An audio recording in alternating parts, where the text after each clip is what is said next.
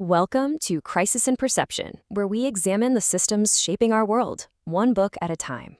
We all have this idea of what power is, right? It's the thing that says no, it forbids you, it punishes you, it controls you.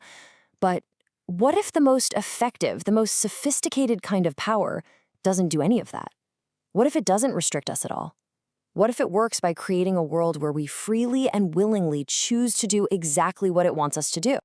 Okay, so to really grasp just how radical this idea of power is, we kind of have to travel back in time a bit and look at the old rules of the game. For centuries, you see, European states ran on a completely different logic. It was a principle known as raison d'etat, which basically just means reason of state. So under this old model, this raison d'etat, the state had one job and one job only: get stronger than the guy next door. That's it. It was this endless competition with other states. And to make that happen, the government ruled with an iron fist, just top-down commands. The only thing that could really limit a king's power was another king's army. But then, around the 18th century, a totally new philosophy of how to govern started to bubble up. And this, right here, is the core idea that the philosopher Michel Foucault dives into in his amazing lecture series, The Birth of Biopolitics. And that's going to be our guide for this whole explainer. And it all kind of gets summed up in this one simple phrase: laissez-nous faire, leave us alone. Now, this wasn't just people asking for fairer rules or, a nicer king. No, this was a demand for something totally new. They wanted a government that knew when to get out of the way, a government that would actually limit itself. So this brand new mindset gives birth to a concept Foucault calls governmentality. And what that means is, all of a sudden, the most important question for a government isn't, is what I'm doing legitimate, or do I have the divine right to do this? The new question, the only question that matters, is this useful? Does this actually work? Power wasn't about tradition anymore. It was all about results. And this focus on usefulness, well, that creates the whole framework for what Foucault calls biopolitics. Because for the very first time in history, the state becomes obsessed with managing the life of its population, not just defending its borders.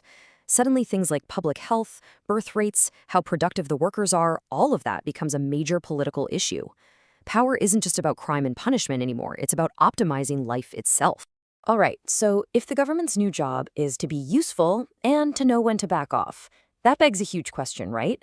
How does it know what actually works? Where does it find the truth about when it should step in and when it should just stay out of the way? Well, according to Foucault, the answer was the market. The free market became the ultimate truth teller, the place you went to find out what was really going on. It was seen as this almost natural system that would just show you what was working and what wasn't. From this point forward, whether a government policy was good or bad came down to one thing: what did it do to the economy? But here's the catch. For a system like this to actually work, you need a new kind of person living in it. You can't govern people who just sit around waiting for orders from the king. You need people who act in predictable, manageable ways inside this whole new market system. And so we get the girth of Homo economicus, the economic human. And this isn't just someone who buys stuff, no. This is a whole new way of being. This is a person who is an entrepreneur of their own life. Your education, that's an investment. Your health, your relationships, all of it gets turned into something called human capital, something you have to manage to get the best possible return. So the big metaphor here is that all of society basically becomes one giant marketplace. The government is no longer the director of a play, telling all the actors what to say. Instead, it's more like a referee. Its job isn't to play the game for us. It's just to set the rules and make sure the field is ready for all of us to compete on. Okay, but this is where we get to the real mind-bending part of Foucault's idea, the central paradox. You see, this whole new system of government is absolutely obsessed with the idea of freedom. But what if that freedom isn't exactly what we think it is? Here's the twist. In this new system, freedom isn't some natural thing the government just has to leave alone. No, it's something that has to be actively produced. It has to be managed. And the great paradox is, to create an environment where we can all be free, you actually need an incredible amount of control, rules, and regulations.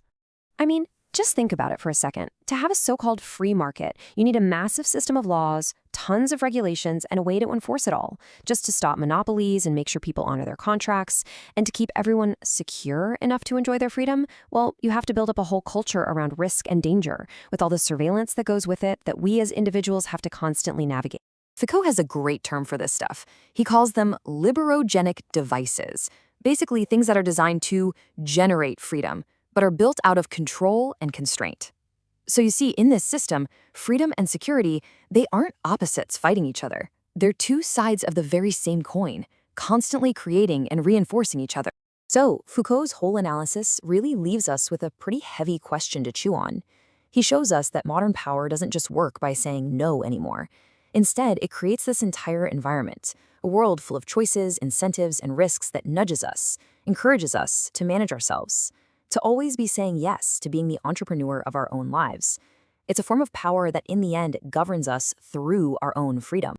For the full long-form deep dive into this book and its ideas, follow the link in the description. If you enjoyed these explainers, please subscribe and comment with books or topics you'd like us to explore next.